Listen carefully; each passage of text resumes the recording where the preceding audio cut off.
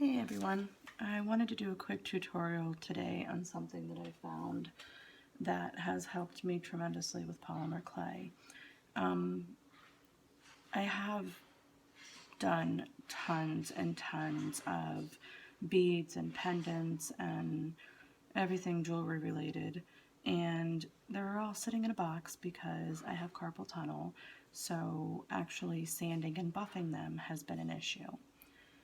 So I'm always looking for something that I can put on them to finish them off without having to sand and buff. However, you probably know that that's quite a fight because nothing works. So my kids are big fishermen, and I found this this stuff called Pro-Tec, and it's a powder paint, and it goes on really quickly, really easily, and it makes a beautiful shiny finish. And I have been, over the past 4 or 5 days, I have been finishing tons and tons of beads and pendants and things that I've had sitting in a box for months and even years, sadly enough. And this is a few of the things that I've made over the past, I don't know, 3 or 4 days. It's nice to finally be able to get some of this stuff finished and not have it sitting around and looking pretty. So anyhow, I'm going to show you what this is.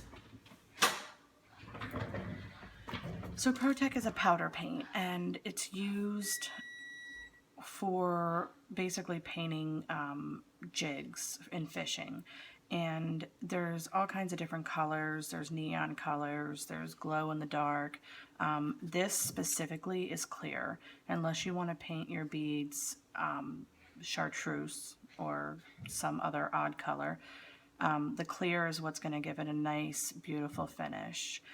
It is a very powdery substance, so I do wear a mask when I use it. One of the main things about this, they say, is to keep it fluffed up. That's the main the main thing in getting it to work well. If you use the bottle itself, you can pack it down pretty quickly, and then it needs to be fluffed. But what I do, instead of using it right out of the bottle, is I pour it into a little dish, because otherwise, whoops, there it went, because otherwise I end up with all kinds of stuff in the bottle. This way I can kind of clear it out. Also, I use a piece of wax paper underneath it because you will get the powder all around it, and you can just kind of pick it up like this and just put it right back in the bowl. So one of the main things that I suggest with this is there's 2 different ways to do it. Try both. See which one you like. See which one comes out better.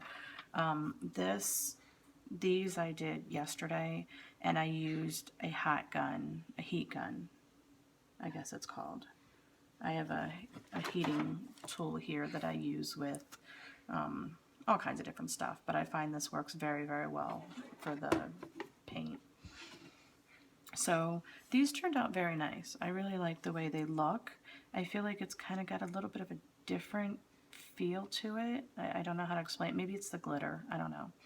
But then when I do it on like beads, regular beads, I feel like it's in the oven. I feel like it's got a more of a soft, glossy finish. So there's, like I said, there's 2 different ways to do it. Try and see what you like.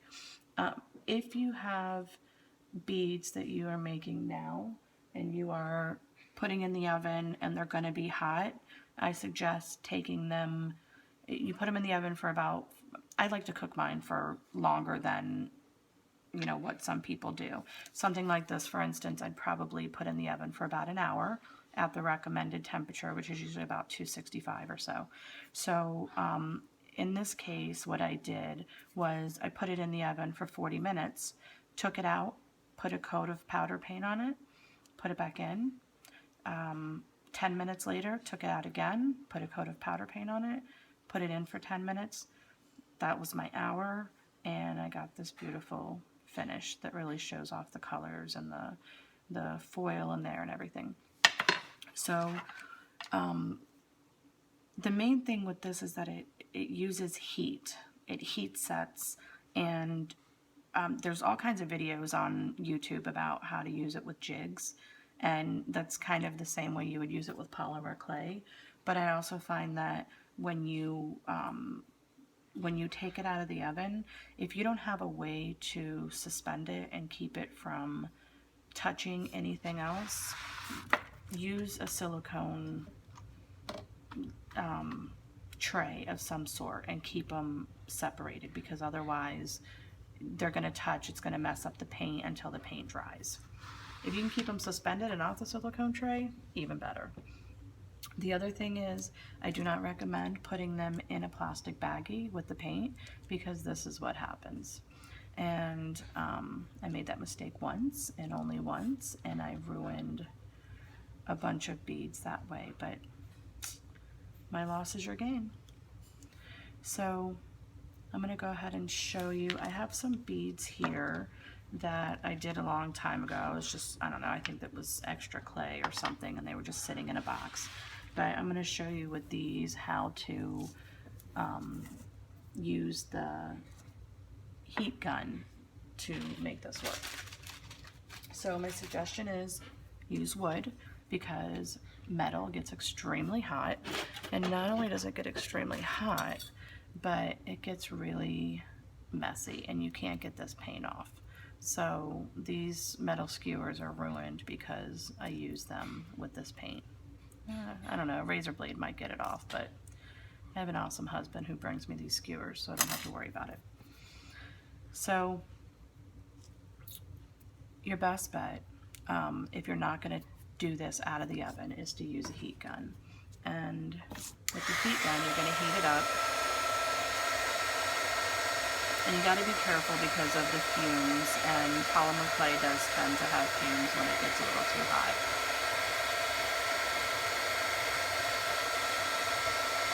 So you heat it up, you put it in the Pro-Tec, and I use this, and then you shake it off, and then I heat it again, and this is what cures it. Like I said, it's heat set, and this cures it onto your bead. And then if you want another coat, which I do put 2 coats, don't do it straight into the powder, because that's not very smart. I put my second coat, and you'll see when your bead is really hot like this, it'll start to cure right away. See, it's already starting to cure there. So I put my second coat, heat it up, and it starts to turn that beautiful glossy. 2 coats are perfect for this, I think. I tried 3, but it just seemed like it didn't really look any different. So here's your difference. Let me show you side by side. So this is with and without the Pro-Tec. I don't see any fingerprints. I don't see any uneven spots. I mean, it really puts on a beautiful coat. And as long as you don't touch it to anything while it's hot, then it's fine. Put it in if you can't suspend it like this, you can take a piece of styrofoam and just kind of put this down in the styrofoam.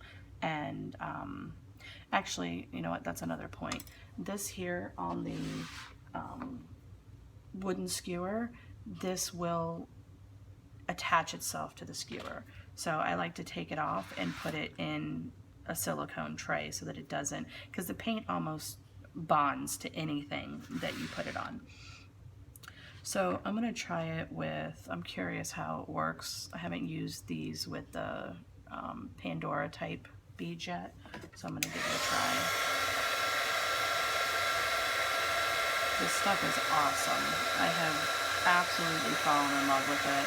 I just ordered some more, and I ordered it from, well, first of all, I did a lot of research online, on YouTube, on Google, on Yahoo, you name it. I researched to see if I could find people using this with polymer clay. And I can't find it, which is really odd, but I guess I shouldn't be surprised, seeing as how this is for fishing and not for crafting. But so when I went looking for it, I had a really hard time finding the clear. There's all kinds of colors, but apparently people that paint their jigs tend to paint them with colors and not with clear. So I looked around. Bass Pro Shop was supposed to have it, Walmart was supposed to have it, and I looked around and I found nobody with it, which was really odd. So I went online, and even the people that had it online, honestly, I couldn't find anybody that was carrying the clear. So I finally found a company called Jig Junkie. It's J-I-G Junkie.com, and they had plenty of it. So I asked them if I could mention them on this video. They have really good prices. They have awesome customer service. It got to me very quickly. I was very happy with them. So, you know, feel free. I don't know what I did to this one, but I got a big old lump on it. So feel free to contact them. I think I paid right around $14 or $15 for a 4-ounce refill. This container that it comes in is 1 ounce. And since I already have the container, I obviously don't need another container, so I just ordered the refill. And jigjunkie.com. So go to them, order the paint, and try it out yourself. And if you find a better way to do this, please feel free to let me know. And if you find, you know, if you do things with it, put a picture down below. Show me what you've done. Tell me how you've done it. I can't seem to find any information online about this with polymer clay, so this is all new territory for me. But I'm absolutely loving it because it's working out very well. So anyhow, that's it.